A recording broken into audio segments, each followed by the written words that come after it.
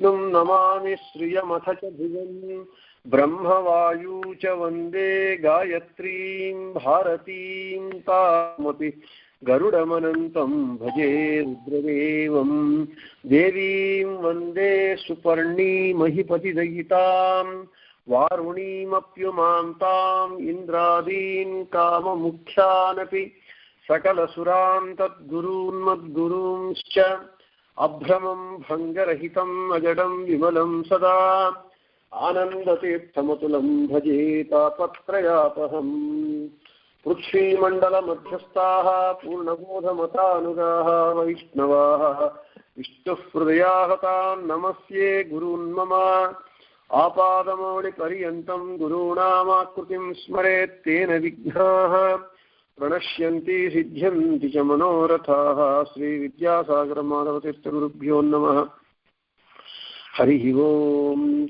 नारायणं सुरगुरुं जगदेकनाथं भक्तप्रियं सकललोकनमस्कृतं च त्रैगुण्यवर्जितमजं विभुमाद्यमीशं वन्दे भवग्नममरासुरसिद्धवन्द्यं नारायणं नमस्कृत्य नरं चैव नरोत्तमं देवीं सरस्वतीं व्यासं ततो जयमुदीरयेत्। नारायणाय परिपूर्णगुणार्णवाय विश्वोदयस्थितिलयोन्नियतिप्रदाय ज्ञानप्रदाय विबुधासुरसौख्यदुःखसत्कारणाय वितताय नमो नमस्ते। श्रीगुरुभ्यो नमः। మహాభారత తాత్పర్య నిర్ణయంలో నిన్నటి రోజున మొదటి అధ్యాయము ముగిసినది. ఈరోజు రెండవ అధ్యాయం ప్రారంభమవుతున్నది. మొదటి అధ్యాయము మనకు ఆ అధ్యాయం యొక్క పేరేమిటి అంటే సర్వశాస్త్రార్థ నిర్ణయం అనేటటువంటిది పేరు. ఈ రెండవ అధ్యాయము సువాక్యోద్ధరణం నామ ద్వితీయోధ్యాయ. సువాక్యోద్ధరణం అనేటటువంటి పేరు కలిగినటువంటి ఈ అధ్యాయం. ఈ అధ్యాయాన్ని ప్రారంభిస్తూ ఈ అధ్యాయానికి మంగళాచరణం చేస్తూ ఉన్నారు, భగవంతుణ్ణి స్తోత్రం చేస్తూ ఉన్నారు. ఏమని అంటే జయతి హరిరచింత్య సర్వదేవైకవంద్య పరమగురురభీష్టావాప్తిదః సజ్జనానాం నిఖిల గుణగణార్ణో నిత్య నిర్ముక్తదోషః సరసిజనయనోసౌ శ్రీపతిర్మానదో నః. జయతి హరిరచింత్యః సర్వదేవైకవంద్యః పరమగురురభీష్టావాప్తిదః సజ్జనానాం నిఖిల గుణగణార్ణో నిత్య నిర్ముక్తదోషః సరసిజనయనోసౌ శ్రీపతిర్మానదో నః. ఇక జయతి హరిః అచింత్యః అంటే శ్రీహరిని సంపూర్ణముగా సమగ్రముగా ధ్యానించుటకు సాధ్యం కాదు. వాడు ఆ శ్రీహరి అచింత్యుడు. సకల దేవతలను సర్వదేవైక వంద్య, సకల దేవతలకును వందన యోగ్యుడు. పరమ గురువు అంటే సకల దేవతల చేత వందనీయుడు. అతడు పరమ గురువు, అందరికీ గురువు, ఉత్కృష్టమైనటువంటి శ్రేష్టమైనటువంటి గురువు. తరువాత అభీష్టావాప్తిదః సజ్జనానాం, సజ్జనులకు అభీష్టమును ఇచ్చేటటువంటి వాడు, అంటే సజ్జనులు కోరినటువంటి దానిని ఇచ్చేటటువంటి వాడు అతను. ఇక అనంత గుణములతో సముద్ర సదృశుడు అంటే నిఖిల గణార్ణుడు అంటే అనంత గుణములతో సముద్రము వలె ఉన్నటువంటి వాడు. నిత్య నిర్ముక్త దోష, నిత్యము దోషము లేశము లేనటువంటి వాడు. సరసిజ నయన అంటే కమలముల వలె కన్నులు కలిగినటువంటి వాడు. శ్రీపతి లక్ష్మీపతి. మానద మానదాత, సర్వదా జయశీలి. అంటే భగవంతుని యొక్క గుణగానమును చేస్తూ ఉన్నారు, భగవంతుణ్ణి స్తోత్రం చేస్తూ ఉన్నారు. ఇటువంటి హరి స్తోత్రం చేస్తూ ఉన్నారు. మొదటి అధ్యాయంలో సకల శాస్త్రముల సారము ఏమిటయ్యా అంటే భగవంతుని సర్వోత్తమత్వ ప్రతిపాదనయే అనేటటువంటి సత్యాన్ని ఆచార్యుల వారు బోధించారు. మొదటి అధ్యాయంలో అన్ని శాస్త్రముల సారం ఏమిటి అంటే భగవంతుని సర్వోత్తమత్వాన్ని ప్రతిపాదించటమే అనేటటువంటి సత్యాన్ని మొదటి అధ్యాయంలో చెప్పి ఈ రెండవ అధ్యాయాన్ని మధ్వాచార్యుల వారు ప్రారంభం చేస్తూ వేదవ్యాసుల వారు భారతానికి మంగళాచరణ శ్లోకం చేశారు. నారాయణం సురగురుం జగదేకనాథం భక్తప్రియం సకలలోక నమస్కృతంచ త్రైగుణ్యవర్జితమజం విభుమాద్యమీశం వందే భవగ్నమరాసుర సిద్ధవంద్యం. ఇది వేదవ్యాసుల వారి చేత భారతము యొక్క మంగళాచరణ శ్లోకం. ఈ వేదవ్యాసుల వారి చేత రచింపబడినటువంటి ఆ మంగళాచరణ శ్లోకములోని అర్థాలనే ప్రతిబింబిస్తూ ఈ రెండవ అధ్యాయంలో మొదటి శ్లోకాన్ని అదే విధంగా మధ్వాచార్యుల వారు కూడా రచించారు. అంటే వేదవ్యాసుల వారు మధ్వాచార్యులకు సాక్షాత్ గురువులు. వేదవ్యాసుల వారి యొక్క హృదయాన్ని బాగుగా తెలిసినటువంటి వారు మధ్వాచార్యుల వారు. మనకు మాధ్వ పరంపరలో మునిత్రయం ఉన్నారు. శ్రీమద్ధ కల్పవృక్షస్థ జయార్య కామధుక్స్మృత చింతామణిస్తు వ్యాసార్య మునిత్రయం ఉదాహృతం అని చెప్పబడుతూ ఉన్నది. అంటే మధ్వముని, జయముని, వ్యాసముని మునిత్రయం వేదవ్యాసుల వారి యొక్క హృదయాన్ని, వారి యొక్క అంతరంగాన్ని బాగుగా తెలిసినటువంటి వారు ఎవరయ్యా అంటే మధ్వమునులు, మధ్వాచార్యుల వారు. అందుకే వేదవ్యాసుల వారి గ్రంథాలకు మధ్వాచార్యుల వారు వ్యాఖ్యానములను చేశారు. ఇక మధ్వాచార్యుల యొక్క హృదయాన్ని బాగుగా తెలుసుకున్నవారు, అర్థం చేసుకున్నవారు అంటే శ్రీమద్ జయతీర్థుల వారు. ఆ వారు జయముని. జయతీర్థుల వారి హృదయాన్ని బాగుగా అర్థం చేసుకున్నవారు ఎవరయ్యా అంటే వ్యాసముని. అంటే రాఘవేంద్ర స్వామి వారి పూర్వావతారమైనటువంటి వ్యాసరాజు స్వాముల వారు. కాబట్టి ఇక్కడ తమ గురువులైనటువంటి భగవాన్ వేదవ్యాసుల వారి యొక్క హృదయాన్ని బాగుగా అర్థం చేసుకున్నవారు. కాబట్టి మధ్వాచార్యుల వారు వేదవ్యాసుల వారు రచించినటువంటి భారత మంగళాచరణ శ్లోకంలోని అర్థాన్నే ప్రతిబింబిస్తూ జయతి హరి అచింత్య అనేటటువంటి ఈ శ్లోకంలో అదే అర్థాలని ఇక్కడ కూడా పొందుపరిచారు. అక్కడ నారాయణుడు వేదవ్యాసుల వారి మంగళాచరణ శ్లోకంలో అంటే ఇక్కడ హరిని వాడారు. నారాయణుడన్నా హరి అన్నా ఒకటే అర్థం. సురగురు భారత మంగళాచరణ శ్లోకంలో సురగురుం అన్నారు. అంటే ఇక్కడ పరమ గురువు అన్నారు, అందరికీ గురువు. మళ్ళీ జగదేకనాథం అని భారత మంగళాచరణ శ్లోకంలో వేదవ్యాసుల వారు చెబితే ఇక్కడ సర్వదేవైక వంద్య, జగత్తుకంతా ఒకడే నాథుడు అంటే సర్వదేవతల చేత వంద్యనీయుడని ఇక్కడ చెప్పారు. మళ్ళీ భారత మంగళాచరణ శ్లోకంలో భక్తప్రియ అంటే సరసిజ నయన అన్నారు.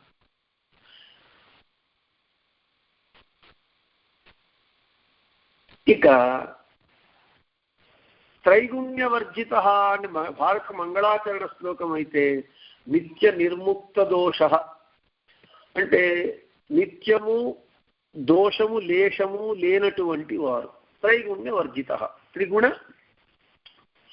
తాత్కృతమైనటువంటి సప్తరజస్తమో గుణరహితుడు నారాయణుడు. ఇక్కడ హరి నిత్య నిర్ముక్తుడు, నిర్ముక్త దోషం అని చెప్తున్నారు. ఈ విధంగా వేదవ్యాసుల వారి ఏమి వారి యొక్క మనోభావం ఉంటూ ఉన్నది, వారు ఏ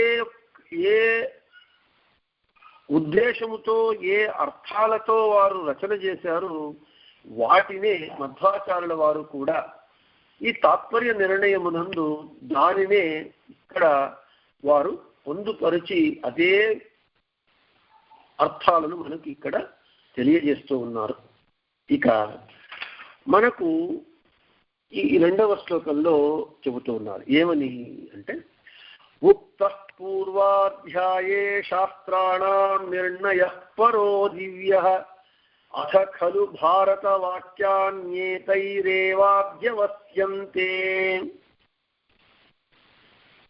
పూర్వాధ్యాయంలో అంటే వెనుకటి మొదటి అధ్యాయంలో సకల శాస్త్రముల నిర్ణయము ఏమిటయ్యా అంటే, ఉక్త పూర్వాధ్యాయే శాస్త్రాణం నిర్ణయః పరో దివ్యః అంటే మొదటి అధ్యాయంలో సకల శాస్త్రముల నిర్ణయం ఏది అని అంటే, క్రీడ మొదలైనటువంటి గుణపూర్ణుడైనటువంటి మహావిష్ణువు సర్వోత్తముడు అని చెప్పటమే జరిగినది మొదటి అధ్యాయంలో.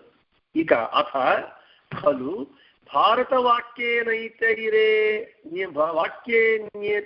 వాద్యవస్యంతే. ఇక ఈ అధ్యాయంలో, ఈ రెండవ అధ్యాయంలో భారతములోని వాక్యములతోనే భారతార్థము నిర్ణయించబడుతుంది అని మధ్వాచార్యుల వారు చెబుతూ ఉన్నారు. ఈ రెండవ అధ్యాయంలో భారతంలోని వాక్యాలతోనే ఆ భారతార్థము నిర్ణయింపబడుతుంది అని మధ్వాచార్యుల వారు చెబుతూ ఉన్నారు. ఇక్కడ మధ్వాచార్యుల వారు సర్వజ్ఞులు. ప్రథమో హనుమన్నామ ద్వితీయో భీమయేవచ పూర్ణప్రజ్ఞ తృతీయస్తు భగవత్ కార్యసాధక అని. కాబట్టి మధ్వాచార్యుల వారు సర్వజ్ఞులు. కాబట్టి వారి వాక్యములే ప్రమాణములు, మనకు మళ్ళీ వేరే ప్రమాణములు అవసరం లేదు. అయినా మధ్వాచార్యుల వారు ఈ వేదవ్యాసుల వారి చేత రచింపబడినటువంటి వాంగ్మయాన్ని తమ సిద్ధాంత స్థాపనకు పదే పదే ఆ వేదవ్యాసుల వారి వాక్యాలను ఉదహరిస్తూ ఉన్నారు, దృష్టాంతంగా ప్రమాణములుగా చూపిస్తూ వస్తూ ఉన్నారు. ఎందుకయ్యా వేదవ్యాసుల వారి వాక్యములనే తమ సిద్ధాంత స్థాపనకు ప్రమాణములుగా మధ్వాచార్యుల వారు చూపిస్తున్నారు అని అంటే, వేదవ్యాసుల వారు సాక్షాత్తు భగవంతుని అవతారము, నారాయణుని అవతారం. వ్యాసో నారాయణో హరి. వేదవ్యాసుల వారు సాక్షాత్తు నారాయణుని అవతారం కాబట్టి ఇక వేదవ్యాసుల వారి వాక్యముల కంటే ఇక ప్రామాణికమైన వాక్యములేవి అవసరము లేదు అని మనకు సూచిస్తూ మధ్వాచార్యుల వారు తమ వాక్యములే ప్రమాణములైన మధ్వాచార్యుల రచనా శైలి ఎలా ఉంటుందంటే, వారి మాటలు తక్కువ ఉంటాయి, ప్రమాణములు ఎక్కువగా ఉంటాయి. కాబట్టి సాక్షాత్తు భగవంతుని అవతారమైనటువంటి వేదవ్యాసుల వారి వాక్యములనే తమ సిద్ధాంత స్థాపనకు ప్రమాణములుగా ఉదహరిస్తూ వచ్చారు మధ్వాచార్యుల వారు. కాబట్టి వేదవ్యాసుల వారి యొక్క వాక్యములే ప్రామాణికములు, వాటికి మళ్ళీ ఇక ఏది ప్రమాణములు అవసరము లేదు అని ఆ విషయాన్ని కూడా ఇక్కడ మనకు సూచిస్తూ ఉన్నారు. ఇక ఈ మహాభారత తాత్పర్య నిర్ణయ గ్రంథము రచించటానికి ఏమిటి కారణం, ఏమిటి నేపథ్యం, ఏమిటి, ఎందుకు మధ్వాచార్యుల వారు ఈ మహాభారత తాత్పర్య నిర్ణయాన్ని రచించారు, దానికి కారణములు, దానికి నేపథ్యాన్ని మధ్వాచార్యుల వారే ఈ గ్రంథంలో, ఈ అధ్యాయంలో మనకు చెబుతూ ఉన్నారు. 3, 4, 5, 6 మొదలైన శ్లోకాల్లో. క్వచిత్ గ్రంథాన్ ప్రక్షిపంతి క్వచిదంతరితానపి కుర్యుః క్వచిచ్చ వ్యత్యాసం ప్రమాదాత్ క్వచిదన్యథా అనుత్సన్నా అపి గ్రంథా వ్యాకులా ఇతి సర్వశః ఉత్సన్నాః ప్రాయశః సర్వే కోట్యంశోపి న వర్తతే గ్రంథోప్యేవం విలులితః కిం వర్తో దేవ దుర్గమః కళాదేవం వ్యాకులితే నిర్ణయాయ ప్రచోదితః హరిణా నిర్ణయాన్ లక్ష్మి విజానం తత్ప్రసాదతః చెబుతున్నారు. నేపథ్యం ఏమిటి అంటే క్వచిత్ గ్రంథాన్ ప్రక్షిపంతి. ఈ గ్రంథంలో కొందరు కొన్ని భాగాలను చేరుస్తారు. క్వచిత్ అంతరితానకి, కొన్నింటిని తీసేస్తారు. కుర్యుః క్వచిచ్చ వ్యత్యాసం, కొన్నింటిని వ్యత్యాసం చేస్తారు అక్కడికి ఇక్కడికి. ప్రమాదాత్ క్వచిదన్యథ, కొన్నింటిని ఒక చోట ఉండవలసిన దానిని మరొక చోట చేరుస్తారు. కొన్ని అమత్సాన్నా అపి గ్రంథ వ్యాకులా ఇది సర్వశః, కొన్ని నష్టమైపోకపోయినా పూర్తిగా వ్యత్యస్తములైనాయి. పూర్తిగా నష్టం కాకపోయినా కొన్ని వ్యత్యాసములైనాయి. అక్కడికి అక్కడివి ఇక్కడ, ఇక్కడివి అక్కడగా. సర్వే కోట్యంశోపి నవర్తతే, కోటిలో ఒక భాగమైన సరి అయిన స్థితిలో లేకుండా, అంటే అస్తవ్యస్తమైపోయి ఈ గ్రంథము చిందర వందరగా లేనివి చేర్చి ఉన్నవి తీసేసి ఎవరికి వారు ఇలా చేసి కోటిలో ఒక భాగమైన 1/1 crore భాగము కూడా సరి అయిన స్థితిలో లేక ఈ గ్రంథము చెడిపోయినది అని చెబుతున్నారు. దేవతలకు కూడా ఈ భారతం అనేటటువంటి గ్రంథము సాకల్యముగా అర్థం చేసుకోవడానికి కష్టము అని అయినటువంటి ఈ గ్రంథము ఈ విధంగా వ్యత్యస్తమైపోయి ఉన్నప్పుడు, వ్యత్యస్తమై ఉన్నది భారత గ్రంథము. ఈ విధంగా ఈ భారతము దేవతలకు కూడా సాకల్యంగా సమగ్రంగా అర్థం కాదు. అటువంటి ఈ గ్రంథము ఈ విధంగా వ్యత్యస్తమై ఉన్నప్పుడు శ్రీహరి చేత ఆజ్ఞాపింపబడి, ప్రబోధింపబడి, ప్రేరేపింపబడి మధ్వాచార్యుల వారు చెబుతూ ఉన్నారు. కళావేవం వ్యాకులితే నిర్ణయాయ ప్రచోదిత హరిణా నిర్ణయాన్వచ్మి విజానం తత్ప్రసాదతః. ఇటువంటి గ్రంథము ఇలా ఉన్నప్పుడు నేను భగవంతుని చేత ప్రబోధింపబడి నేను శ్రీహరి అనుగ్రహముతో తెలుసుకొని నిర్ణయమును ప్రవచించుచున్నాను. అంటే ఈ భారత తాత్పర్య నిర్ణయ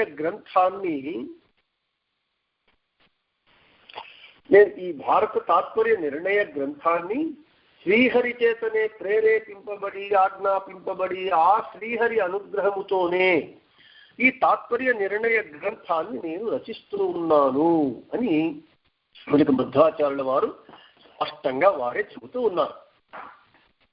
ఈ 3, 4, 5, 6 శ్లోకాలలో మధ్వాచార్యులు ఈ గ్రంథ రచనకు పూనుకొనవలసినటువంటి అవసరం ఏమిటి, నేపథ్యం ఏమిటి అనేటటువంటి విషయాన్ని చెప్పి ఈ మహాభారత తాత్పర్య నిర్ణయ గ్రంథము రచన వెనుక ఎవరి ప్రబోధం ఉన్నది, ఎవరి అనుగ్రహం ఉన్నది అన్న విషయాలన్నింటినీ వివరించారు మధ్వాచార్యుల వారు.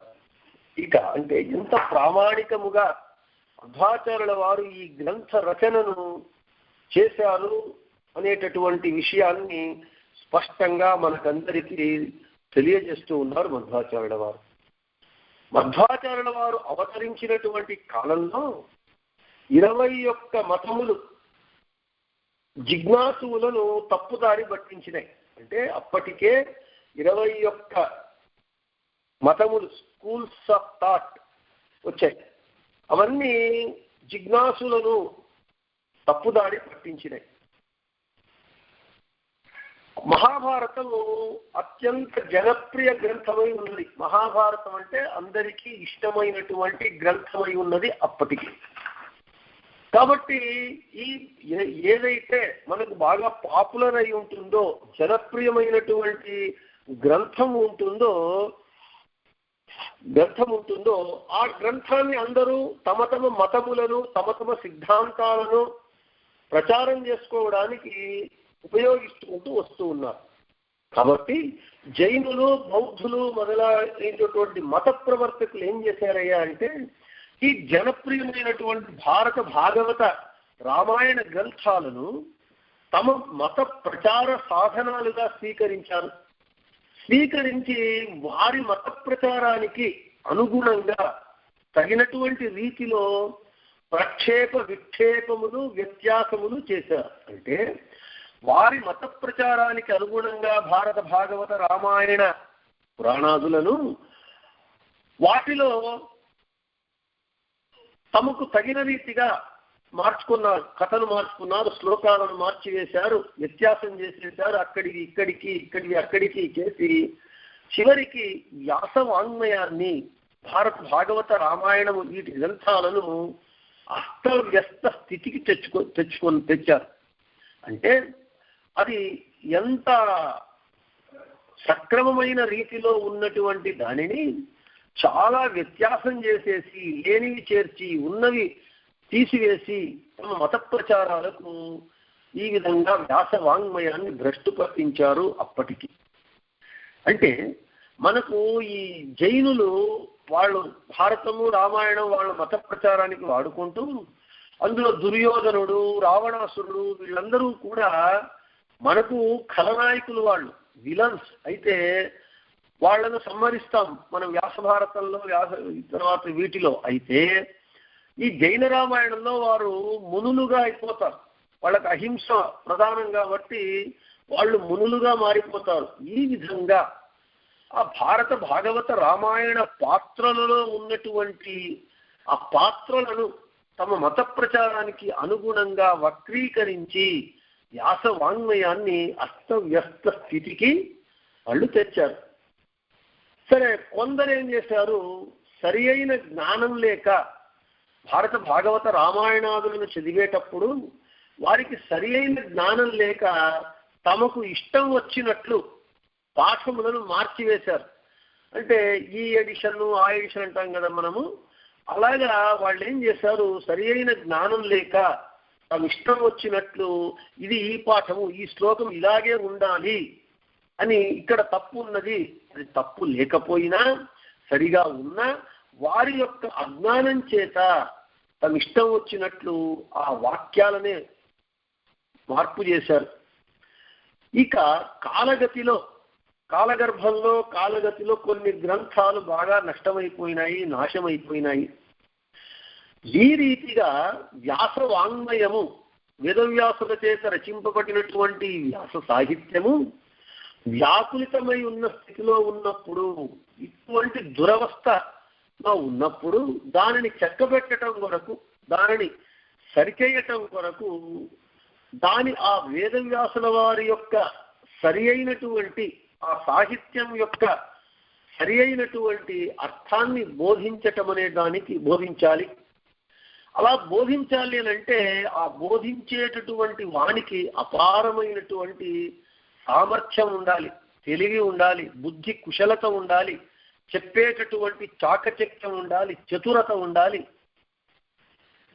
అంతేకాకుండా వేదవ్యాసుల వారి హృదయమును తెలుసుకున్నటువంటి వారు, వేదవ్యాసుల వారి హృదయంలో ఏమున్నది అని తెలిసిన వారే మాత్రమే ఈ మహత్కార్యాన్ని చెయ్యటానికి సాధ్యమవుతుంది, వాళ్లకు మాత్రమే సామర్థ్యం ఉంటుంది. అందుకే నేను మొదటే చెప్పాను, మధ్వముని అంటే వేదవ్యాసుల వారి హృదయాన్ని బాగుగా ఆవిష్కరించగలిగినటువంటి వారు మధ్వాచార్యుల వారు. ఎందుకయ్యా అంటే మధ్వాచార్యుల వారు భగవాన్ వేదవ్యాసుల సాక్షాత్ శిష్యులు. అంతేకాకుండా సాక్షాత్తు వేదవ్యాసుల వారే మధ్వాచార్యుల వారిని ఈ మహత్కార్యం చెయ్యమని వారే ఆజ్ఞాపించారు, మధ్వాచార్యులను ఆజ్ఞాపించారు. వ్యాకులితే నిర్ణయాయ ప్రచోదిత, ఈ గ్రంథాన్ని రచించమని సాక్షాత్తు వేదవ్యాసుల వారే తన సాక్షాత్తు శిష్యులైనటువంటి మధ్వాచార్యులకు ఆజ్ఞాపించారు. ఎప్పుడైతే గురువు తన ప్రియ శిష్యుడికి ఈ కార్యాన్ని చేయమని ఆజ్ఞాపించాడో ఆ కార్య సాధనలో మధ్వాచార్యులకు తమ గురువులైనటువంటి భగవాన్ వేదవ్యాసుల వారి అనుగ్రహం కూడా లభించింది. ఈ నేపథ్యంలో ఈ కారణాలతో మధ్వాచార్యుల వారు ఈ తాత్పర్య నిర్ణయ గ్రంథాన్ని నేను రచించడానికి ప్రతిజ్ఞను చేశారు మధ్వాచార్యుల వారు. ఈ కారణాల చేత, ఈ నేపథ్యం చేత నేను ఈ తాత్పర్య నిర్ణయ గ్రంథాన్ని రచన చేస్తాను అని మధ్వాచార్యుల వారు ప్రతిజ్ఞను కావించినారు అని చెబుతూ, అట్లాగే ఈ వ్యాస వాంగ్మయం, వ్యాస సాహిత్యము విష్ణుమూర్తి భగవంతుని యొక్క విశ్వరూపము. సహస్రాక్ష సహస్రపాతని అనంత బాహువులు, అనంత కళ్ళు ఎలా ఉందో భగవంతుని యొక్క భగవద్గీతలో ఆ విశ్వరూపము భగవంతునిది ఎలా అపారంగా ఉంటూ ఉన్నదో, అపారమైనటువంటిదో, అట్లాగే ఈ వ్యాస వాంగ్మయం కూడా అపారమైనటువంటిది. ఎంత అంటే ఇంత అని చెప్పటానికి సాధ్యము కానటువంటి అపారంగా ఉన్నది వ్యాస సాహిత్యం. అందుకే మనకు చెబుతున్నారు చూడండి, వేదవ్యాసుల వారు రామాయణం అన్నారు. మనం అయ్యా మనకు అర్థమైంది రామాయణం అంటే వాల్మీకి కదా రాసింది అని మనకు అనుమానం రావచ్చు. కాదు, వేదవ్యాసుల వారి చేత మూల రామాయణం రచింపబడింది. అది 1000 కోట్ల గ్రంథము కలిగినటువంటిది. అంటే గ్రంథము అని అంటే 32 అక్షరాలు కలిగినటువంటిది ఒక శ్లోకం అంటారు, దాన్ని గ్రంథము అని అంటారు. అంటే గ్రంథము అని అనుకుంటే మనకు కన్ఫ్యూజన్ ఉంటుంది కాబట్టి మూల రామాయణం వేదవ్యాసుల వారి చేత రచింపబడింది. అది 1000 కోట్ల శ్లోకములతో కూడుకున్నటువంటిది, మన కల్పనకు అందనటువంటిది. వేదవ్యాసుల వారు మూల రామాయణాన్ని 1000 కోట్ల శ్లోకములతో రచించారు. ఇక పంచరాత్రాగమము అనేటటువంటి గ్రంథాన్ని 50 కోట్ల గ్రంథం, అది అంటే 50 కోట్ల శ్లోకముతో కూడుకున్నటువంటిది. ఇక మహాభారతము 60 లక్షల శ్లోకములతో కూడుకున్నటువంటిది. ఏమిటండి 1 లక్ష అంటారు కదా, మహాభారతము 1,00,000 శ్లోక గర్భితం అంటారు కదా, మీరు 60 లక్షలు అంటున్నారు కదా అంటే అవును, వేదవ్యాసుల వారి చేత మహాభారతము పంచమ వేదమైనటువంటిది 60 లక్షల శ్లోకములతో రచించినటువంటిది. ఇక పురాణములు, మిగిలిన పురాణములు 4 లక్షల శ్లోకముల విస్తృతి కలిగినటువంటిది పురాణములు. అయితే ఇక్కడ భారతము 60 లక్షల గ్రంథాత్మకమైనటువంటిది, శ్లోకాత్మకమైనటువంటిది అని అంటే ఆ 60 లక్షలలో మనకు ఇప్పుడు దొరికినది 1 లక్ష. అది ఏమిటి అని మనకు వివరణ ఇస్తూ ఉన్నారు. 30 లక్షల శ్లోకముల భారతము దేవలోకంలో ప్రచలితంగా ఉన్నది. దేవలోకంలో 30 లక్షల శ్లోకయుక్తమైనటువంటి భారతం ఉన్నది. 15 లక్షల శ్లోకయుక్తమైనటువంటి భారతము పితృలోకంలో ఉంటూ ఉన్నది. 14 లక్షల శ్లోకయుక్తమైనటువంటి భారతము రక్షోలోకము అనే ఒక లోకం ఉన్నది, అక్కడ ఉన్నది. ఇక 1 లక్ష శ్లోక గర్భితమైనటువంటి భారతము మనుష్యలోకంలో ఇప్పుడు మనకు ఇక్కడ లభ్యమవుతూ ఉన్నది అని చెబుతూ, ఈ విధంగా ఈ వ్యాస వాంగ్మయ విశ్వరూపము ఎలా ఉన్నది, ఇంత అపారంగా ఉంటూ ఉన్నది వేదవ్యాసుల వారి యొక్క అపారమైనటువంటి వ్యాస సాహిత్యం.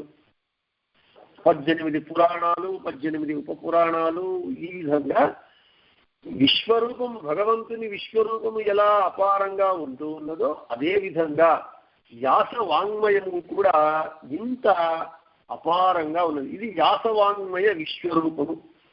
దీనిని బాగుగా చూడాలి, చదవాలి, దానిని వారు అర్థం చేసుకోవాలి.